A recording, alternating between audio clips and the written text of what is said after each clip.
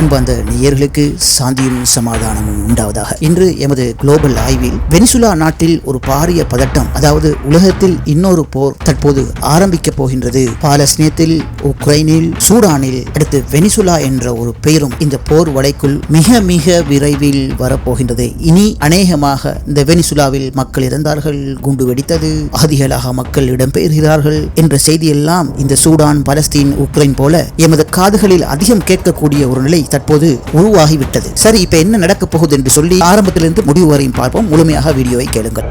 வெனிசுலாவை பற்றி சொல்ல போனா சுமார் 300 லட்சம் மக்கள், அதாவது 3 கோடி மக்கள் இந்த வெனிசுலாவில் வாழ்றாங்க. இங்கு வாழ்ற மக்கள் ரோமன் கத்தோலிக்க மதத்தை பின்பற்றி வருகிறார்கள். இங்க உள்ள பொருளாதாரம் தான் எண்ணெய் வளம். உலகத்துல அதிகமான மக்கள் நினைச்சு கொண்டிருக்கிறாங்க எண்ணெய் வளம் சொன்னா சவுதி அரேபியா தான் அதிக எண்ணெய் வளம் கொண்ட நாடு என்று சொல்லி நினைச்சு கொண்டிருக்கிறாங்க. ஆனா உண்மையிலேயே அதிக பெட்ரோல் வளத்தை கொண்ட ஒரே நாடு உலகத்துல வெனிசுலா தான். 96% இந்த வெனிசுலா எண்ணெய் வளம் மூலம் வருமானத்தை பெற்றுக் கொள்கிறது. ஆனால் அந்த நாட்டுகளில் இருந்த ஒரு கொள்ளை அரசியல்வாதிகள் செய்த ஊழல் காரணமாக இந்த வெனிசுலா நாடு நீண்ட நாளாக மிகவும் பின்தங்கி, அதாவது வளர்ச்சி குறைந்த ஒரு நாடு போலவே காணப்பட்டது. உதாரணத்துக்கு நீங்க சவுதி அரேபியாவை எடுத்துக்கொள்ளலாம். இந்த சவுதி அரேபியா உலக பெட்ரோல் வளத்துல 2வது இடத்துல தான் இருக்குது. ஆனால் அந்த நாட்டுல நீங்க போய் பார்த்தால் அங்குள்ள அரபிகள் எல்லாம் பெரும் பணம் முதலைகளாக காணப்படுகிறார்கள். ஆனால் 3வது உலகத்தில் அதிக பெட்ரோல் உற்பத்தி செய்கிற நாடு என்று சொன்னா அது ஈரான் தான். ஆனால் ஈரானுக்குள்ள இன்னும் மக்களுக்கு பொருளாதார சிக்கல், பொருளாதார பணவீக்கம் போன்ற பல பிரச்சனைகளை நாம் அங்கே காணக்கூடியதாக உள்ளது. இங்கே பாருங்க, உலகத்துல முதலாவதும்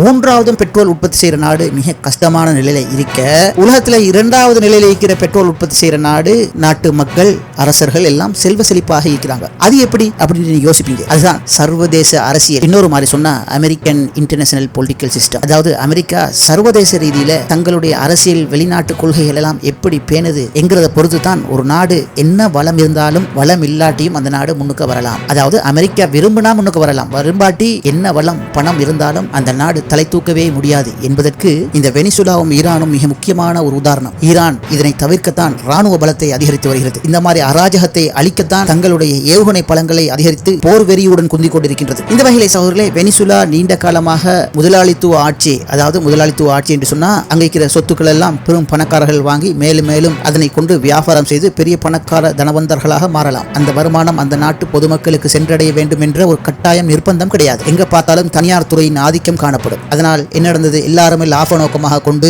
ஏழைகளை கணக்கெடுக்க மாட்டார்கள். ஏழைகள் ஏழைகளாக இருக்க, உள்ளவர்கள் மேலும் உள்ளவர்களாக மாறி தங்களது பொருளாதாரத்தை வளப்படுத்திக் கொண்டே இருப்பார்கள். இந்த வகையிலே தங்களுடைய பொருளாதாரத்தை மேலும் மேலும் வளப்படுத்திக் கொள்ள, வளர்த்து வர உலகத்தில் இருக்கிற பணக்கார நாடுகள் எல்லாம் அந்த நாட்டோடு ஒன்று சேர்ந்து வியாபாரம் செய்து அவர்கள் மேலும் மேலும் பணக்கார நாடுகளாக மாறுவார்கள். இந்த வரிசையில் எந்த நாடு முதல்ல வரும் என்று சொல்லி உங்களுக்கு தெரியும். அமெரிக்காவுடைய முதலாளிகள் இந்த வெனிசுலாவில் அதிகமாக முதலீடு செய்து எங்களுக்கு முடியுமான அளவு மேலும் மேலும் வளர்ந்து வந்தார்கள். ஆனால் அங்கிருக்கிற மக்கள் நாளுக்கு நாள் ஏழைகளாக மாறிக்கொண்டே இருந்தார்கள். இதே தானே இலங்கையில் நடந்தது. நன்கு யோசித்து பாருங்க. இலங்கையில நாங்க சின்ன பிள்ளைகளா இருந்த நேரத்தில் உள்ள பொருட்கள் விலையும் இப்ப அதே பொருளோட விலை மிக உயர்வாக இருக்கும். காரணம் பணவீக்கம், பொருளாதாரம் கஷ்டம் என்று சொல்லி அது அரசாங்கம் ஒரு பழமையான ஒரு பாட்டை பாடிக்கொண்டிருப்பாங்க. உலகத்துல சர்வதேசத்துல விலைவாசி எல்லாம் கூடிட்டு அதனால ஒன்றும் செய்யலாதுன்னு சொல்லி கொண்டிருப்பாங்க. ஆனால் சர்வதேசத்தில் ஒரு பொருள் விலை கூடுதுன்னு சொன்னா அந்த நாட்டு மக்களின் கையிலும் பணத்தொகை, சேமிப்பு தொகை அதிகரிக்க வேண்டும். ஆனா அப்படி நம்ம நாட்டில் நடந்ததா? இதே சிச்சுவேஷன் தான் வெனிசுலாவில் இருந்தது. சவுதி அரேபியாவை விட அதிக வருமானம் பெறும் இந்த வெனிசுலா நாடு பேசப்படும் அளவு எந்த வகையிலும் முன்னேறவில்லை. இதனால்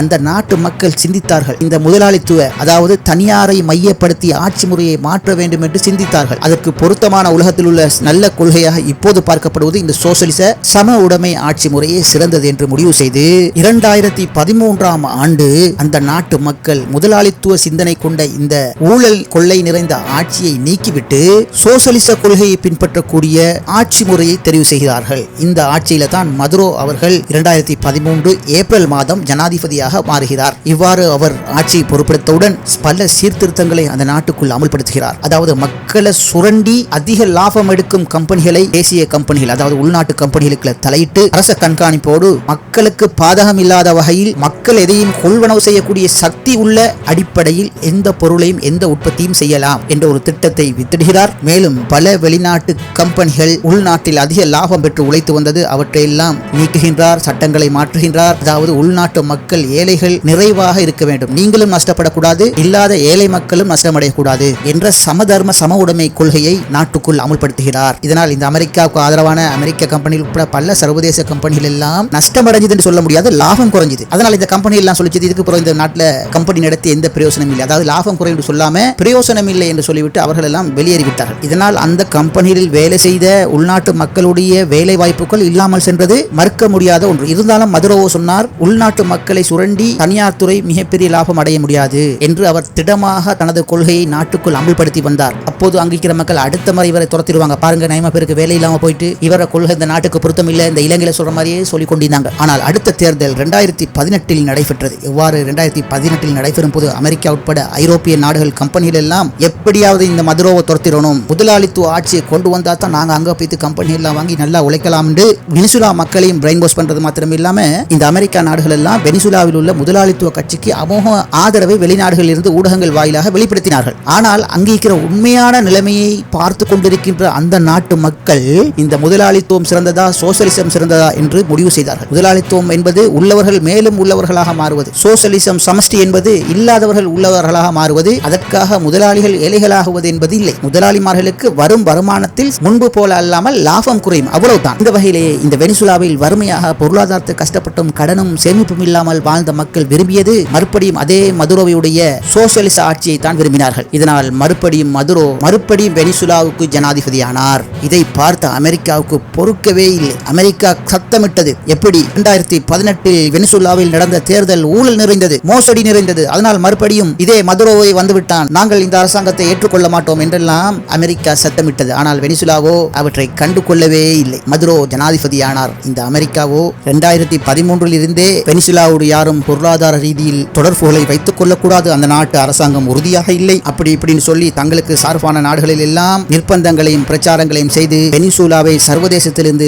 தூரமாக்கியே வைத்தார்கள். ஈரானை சட்டப்பூர்வமாக தூரமாக்குகிறார்கள். ஐக்கிய நாடுகள் சபைக்கு சென்று அங்கு வீட்டோ பவரை பயன்படுத்தி ஈரான் மீது பொருளாதார தடை. ஆனால் வெனிசுலாவுக்கு அந்த அளவு செய்யாவிட்டாலும் மறைமுகமான பொருளாதார தடைகளை விதித்து எப்படியாவது அந்த நாட்டின் ஆட்சியை மாற்றலாம் என்று அமெரிக்கா போன்ற நாடுகள் திட்டமிட்டார்கள். ஆனால் எதுவுமே அவர்களால் செய்ய முடியாமல் போனது. நாட்டிட ஆட்சியை நீ கவிழ்க்கவே முடியாது. ஆகவே நம்மட வல்லமையான பழக்கத்தை காட்டுவோம் என்று சொல்லி இந்த அமெரிக்கா என்ன செய்யறாங்க என்று சொன்னா, வெனிசுலா மீது உலகத்தில் மிக பொய்யான குற்றச்சாட்டு ஒன்றை போட்டுவிட்டது என்று ஊடகங்கள் எல்லாம் பேசுகிறது. அதாவது உலகத்தில் மிகப்பெரிய போதைப் பொருள் கடத்தல்காரர்கள் என்றால் இந்த வெனிசுலா நாட்டு மதுரோவோ தான். இந்த மதுரோவோ போதைப் பொருள் கடத்தி சர்வதேசத்திலையும் தனது நாட்டு மக்களையும் போதைக்கு அடிமையாக்கும் வேலைகளை செய்கின்றார். இது மாத்திரமல்லாமல் அந்த போதைப் பொருள்கள் அயல் நாடான அமெரிக்காவுக்குள்ளும் கொண்டு வரப்படுகிறது என்றெல்லாம் இந்த வெனிசுலா நாட்டு ஜனாதிபதி மீது அமெரிக்கா தற்போது மிகப்பெரிய பொய்யை இந்த வருட ஆரம்பத்திலிருந்தே அவிழ்த்து விட்டு வருகிறது. இப்போது இந்த பொய் உலகம் முழுக்க வியாபித்து அமெரிக்காவுக்கு வால் பிடிப்பவர்கள் எல்லாம் ஆமாம்பா இந்த வெனிசுலா மகா கிட்டவனுங்க அப்படிங்கிற பேசுற மாதிரி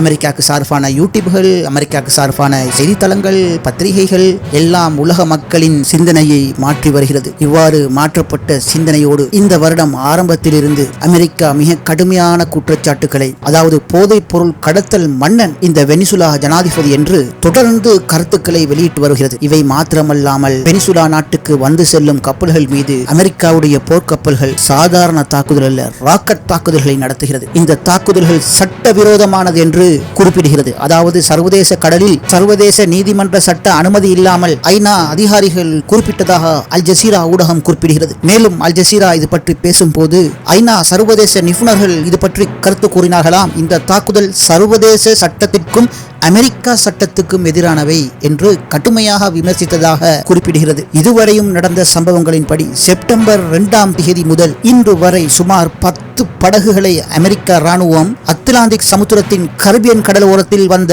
வெனிசுலா படகுகளை தாக்கி அழித்துள்ளது. இதனால் சுமார் 43 கடல்சார் தொழில் செய்யும் வெனிசுலா பிரஜைகள் உயிரிழந்துள்ளார்கள். இது சம்பந்தமாக அன்றே ஐக்கிய நாடுகள் சபை நிபுணர்கள் கூறினார்கள், இவை நீதிமன்ற அனுமதி இல்லாமல் அமெரிக்காவுடைய கொலை செயல் என்று அவர்கள் குறிப்பிட்டார்கள். அதெல்லாம் அமெரிக்காவுக்கு காதில் விழுமா? நாங்கள் செய்தால் தான் அது பிழை, அவர்கள் செய்தால் அது பிழை கிடையாது. இதனைத் தொடர்ந்து இந்த அமெரிக்கா கடற்படை வெனிசுலா கரையோரத்தை அண்மித்த கரிபியன் கடல் ஓரம் விமான தாங்கி கப்பலை அனுப்பியது. அந்த விமான தாங்கி கப்பலில் சுமார் 90 விமானங்கள் மற்றும் ஹெலிகாப்டர்களை கொண்டு போய் இறக்கியது. இப்போது இந்த அமெரிக்கா ஜனாதிபதி வெளியிட்ட கருத்து தற்போது உலகமெங்கும் வைரலாகி வருகிறது. அதாவது டொனால்ட் ட்ரம்ப் CBS என்ற தொலைக்காட்சிக்கு அவர் பேசும்போது குறிப்பிடுகிறார், வெனிசுலா ஜனாதிபதி நிக்கோலஸ் மதுரோவின் நாட்கள் எண்ணிக்கை குறைந்து கொண்டிருக்கின்றது என்று எச்சரிக்கை செய்தவாறு பேசியதாக இன்று அல் ஜசீரா செய்தி ஊடகம் செய்தி வெளியிட்டுள்ளது. அப்படியென்றால் உங்களுக்கான மரண திகதி குறிக்கப்பட்டு விட்டதா என்ற ஒரு சந்தேகமான ஒரு பார்வையும் சர்வதேச ஊடகங்களில் இருக்கின்றது. அவர் இந்த கருத்தை வெளியிடும் போது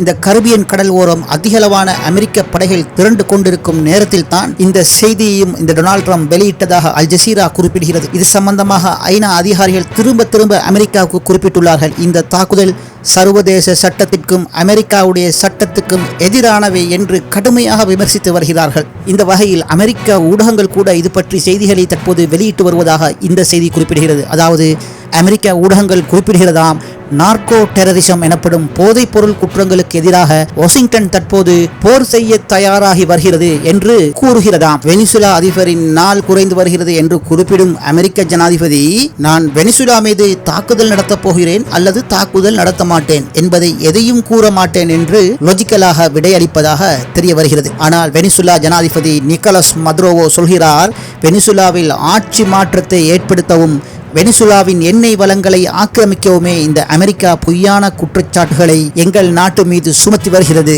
என அவர் குறிப்பிடுகிறார். இந்த வகையில் அமெரிக்காவுடைய இந்த செயல்களை தென் அமெரிக்க நாடுகளான, அதாவது லத்தீன் அமெரிக்க நாடுகளான வெனிசுலாவுக்கு அருகாமையில் உள்ள Brazil, Argentina, Colombia, Ecuador, Chile போன்ற எல்லா நாடுகளும் அமெரிக்கா மீது விசனம் தெரிவித்து வருகிறது. குறிப்பாக உங்களுக்கு தெரிந்திருக்கும், இம்முறை நடந்த ஐக்கிய நாடுகள் சபையில் பிரபலமாக காணப்பட்ட ஒரு ஜனாதிபதி தான் இவர். யார்? கொலம்பியாவின் ஜனாதிபதி இவர் 2025 ஐக்கிய நாடு சபை கூட்டத்துக்கு சென்ற போது மிக தைரியமாக தங்களுடைய ஆட்களை அழைத்துக் கொண்டு அமெரிக்காவுடைய நியூயார்க் வீதிகளில் இறங்கி பாலஸ்தீனத்தில் நடக்கும் அநியாயத்துக்கு எதிராக அமெரிக்காவை நடு வீதியில் விமர்சித்தார். உடனே டொனால்ட் ட்ரம்ப் இவரை ஐக்கிய நாடுகள் சபை மீட்டிங்கில் இருந்து, அதாவது தனது நாட்டில் இருந்து வெளியேறுமாறு அவருடைய அமெரிக்கா விசாவை ரத்து செய்து இனி அமெரிக்காவுக்கே வர வேண்டாம் என்று அறிவித்தது உங்களுக்கு ஞாபகம் இருக்கும். இந்த வகையில் இந்த கொலம்பியா நாடு இந்த வெனிசுலாவுக்கு அருகாமையில் உள்ள நாடாகும். இந்த வகையில் வெனிசுலா ஜனாதிபதி போதைப் பொருள்களை கடத்துகிறார் என்று குறிப்பிடும் டொனால்ட் ட்ரம்ப் தற்போது கொலம்பியா அதிபரோடு கொண்ட முரண்பாடு காரணமாக